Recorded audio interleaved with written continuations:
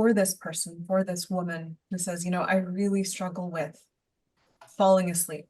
I'm awake too long, right?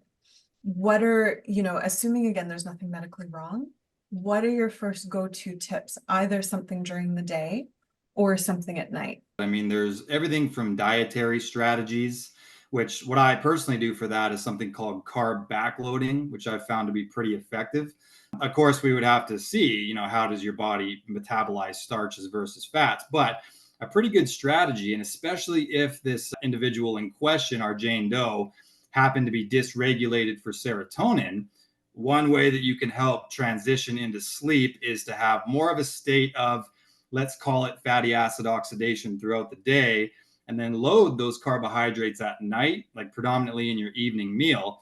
It tends to be your more social meal, anyways, but to have your insulin fairly suppressed all day long and then kind of spike it up a couple hours prior to bed with a carbohydrate meal, then it starts to lower, and all of a sudden you're yawning, you're ready to go to bed.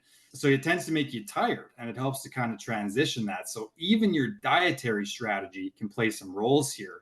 I would also ask about, for example, workout time. If you happen to be one of these people that trains a little bit too late in the day, the cortisol component can really stay elevated for a little while and you can still be really charged up. So the difference between a 5 p.m. workout and a 7:30 p.m. workout can really translate there. So as you mentioned, Dr. Varden, it's the totality of the circadian rhythm.